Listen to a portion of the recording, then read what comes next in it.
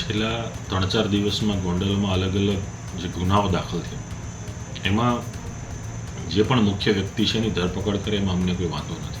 પોલીસની જે કામગીરી છે, પોલીસ જે એસોલ્ટ કરી રહી છે આવા વ્યક્તિઓને શારીરિક, માનસિક રીતે, આર્થિક રીતે, ધંધાકીય રીતે તોડવાનું જે પોલીસ કામગીરી કરી રહી છે કે આવનારા દિવસોમાં ખાખીની આડમાં, વર્દીની આડમાં જે વ્યક્તિઓએ આવા કૃત્ય કર્યા છે એ તમામ લોકોને એનું ફળ ભોગવવું પડશે.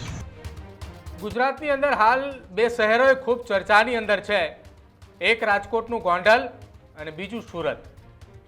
ગોંડલ એટલા માટે ચર્ચામાં છે કે ગોંડલની અંદર છેલ્લા કેટલાક સમયમાં બનેલી એ ઘટનાઓ, અને સુરત એટલા માટે ચર્ચામાં છે કે અલ્પેશ કથિરિયાએ સુરતથી પડકાર ફેંક્યો અને ગોંડલ મુલાકાતે તેઓ પહોંચ્યા હતા.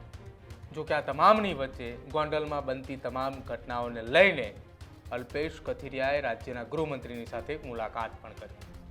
નમસ્કાર, આપ જોઈ રહ્યા છો ન્યૂઝ રૂમ ને આપની સાથે હું છું પ્રદીપ.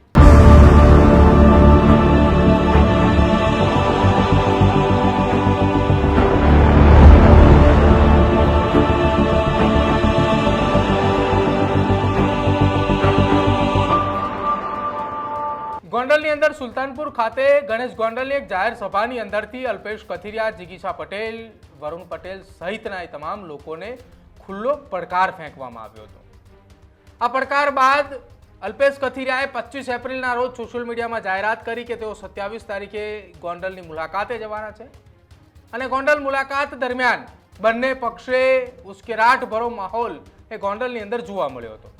જો કે અલ્પેશ કથિરિયાની કેટલીક ગાડીઓના કાચ પણ તૂટ્યા અને સામે પક્ષે ગણેશ ગોંડલના કેટલાક સમર્થકોની ઉપર ગાડી ચડાવવાનો પ્રયત્ન પણ થયો. બંને પક્ષે સામસામે પોલીસે જાતે સંજ્ઞાન લઈને આ કેસની અંદર ફરિયાદ દાખલ કરી હતી.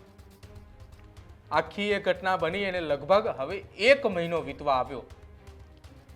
આખી એ 27 તારીખના દિવસ દરમિયાનની ઘટના આધારિત ગોંડલ પોલીસની ટીમે બંને પક્ષે 2 ફરિયાદ દાખલ કરી અને આગળની તપાસ આ કેસની અંદર ચાલી રહી હતી.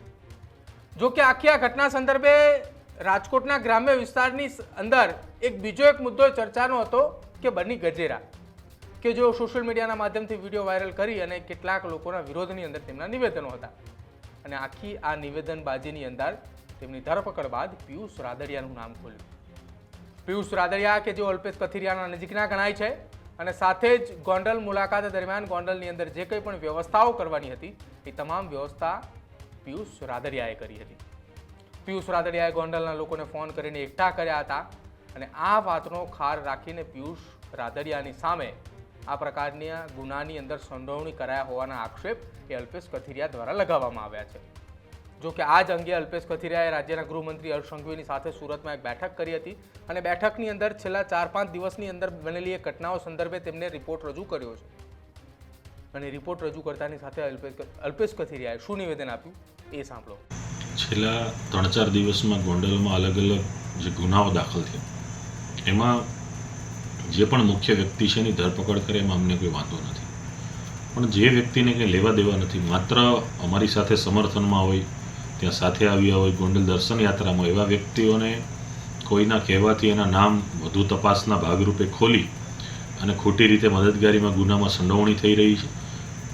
આ સખત બાબતની જે વાંધાઓ અમને છે, પોલીસની જે કામગીરી છે, પોલીસ જે એસોલ્ટ કરી રહી છે આવા વ્યક્તિઓને શારીરિક, માનસિક રીતે, આર્થિક રીતે, ધંધાકીય રીતે તોડવાનું જે પોલીસ કામગીરી કરી રહી છે એની વિગતવાર રિપોર્ટ સાથેની વાત અમે ગૃહ રાજ્યમંત્રીશ્રીને કરી છે, અને આ બાબતે અમને સંપૂર્ણપણે આશા છે કે આવનારા દિવસોમાં ખાખીની આડમાં, વર્દીની આડમાં જે વ્યક્તિઓએ આવા કૃત્ય કર્યા છે એ તમામ લોકોને એનું ફળ ભોગવવું પડશે.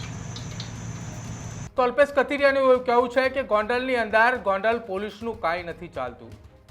જયરાજસિંહ જાડેજા જેમ કે એમ ગોંડલની અંદર ગોંડલ પોલીસ કામ કરે છે.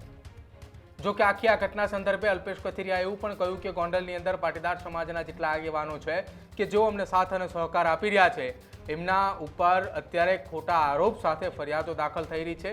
તેમને એન કેન પ્રકારે હેરાન કરવામાં આવી રહ્યા છે. આ પ્રકારની વાત સાથે તેઓ રાજ્યના ગૃહમંત્રીની સાથે મુલાકાત કરી હતી. જો કે આ મુલાકાત બાદ હવે આગામી સમયની અંદર એ જોવાનું રહેશે કે ગોંડલની અંદર કયા પ્રકારની કાર્યવાહી થાય છે. જો કે ગૃહમંત્રીએ અલ્પેશ કથિરિયાને એવું વાત પણ કરી છે કે આખા આ ઘટનાક્રમની અંદર ચોક્કસ ન્યાયિક તપાસ થશે. કોઈપણ વ્યક્તિની ખોટી સંડોવણીની ભૂમિકા સામે આવશે તો તત્કાલ તેની સામે યોગ્ય કાર્યવાહી કરવામાં આવશે. આ પ્રકારનું નિવેદન, આ પ્રકારની વાતચીત અલ્પેશ કથિરિયા અને રાજ્યના ગૃહમંત્રી સાથેની થઈ છે. બીજી તરફ ગોંડલની અંદર આખી આ ઘટનાક્રમની અંદર બીજી એક ઘટના એ અલગથી ચાલી રહી છે કે જેમાં બની ગજેરાના કેસમાં પિયુષ રાદડિયાને નામ સામે આવતા તેમની જ્યારે અટકાયત કરવામાં આવી, તેમના ખબર અંતર પૂછવા માટે જ્યારે એડવોકેટ દિનેશ પાતર ગયા હતા તો દિનેશ પાતર અને પિયુષ રાદડિયાની બંનેની પોલીસને સામે ગંભીર આક્ષેપો લગાવતા સોશિયલ મીડિયાના માધ્યમથી વિડીયો વાયરલ કર્યા હતા કે જેમાં ગોંડલ પોલીસે તેમની ઉપર 3rd ડિગ્રી ટોર્ચર કર્યા હોવાની વાત એ સામે આવી હતી. જો કે હવે આખી આ ઘટનાની અંદર તપાસનો વિષય છે, પરંતુ આખી ઘટનામાં અંતે એકમાત્ર એ વાત કે રાજકોટ જિલ્લા પોલીસ વડા હિમકરસિંહ આટલી બધી ઘટનાઓ તેમના એ વિસ્તારની અંદર બને છે તેમ છતાંય તેઓ મૌન છે. જ્યારે જવાબ આપવામાં આવે, જ્યારે જવાબ માંગવામાં આવે છે ત્યારે તેઓ સતત મૌન ધારણ કરી લે છે.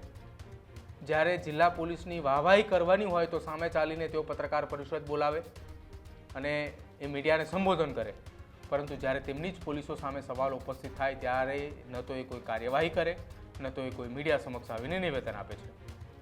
કેમ કે જ્યારથી હિમકરસિંહ એ રાજકોટ જિલ્લા પોલીસ વડા તરીકે તેમને ચાર્જ સંભાળ્યો છે ત્યારથી અત્યાર સુધીની અંદર બનેલી એ તમામ ઘટનાઓની અંદર જિલ્લા પોલીસ વડા અને જિલ્લા પોલીસ વડાની ટીમ પર ગંભીર આક્ષેપો લાગ્યા છે. તેમ છતાંય જિલ્લા પોલીસ વડા મૌન ધારણ કરીને બેઠા છે, એક શંકાની સોય પણ ઉપજાવે છે. તમારું શું માનવું છે આખી આ ઘટના સંદર્ભે તે ખાસ અમારા કમેન્ટ સેક્શનમાં જરૂર જણાવજો. જોતા રહેજો ન્યૂઝરૂમ. નમસ્કાર.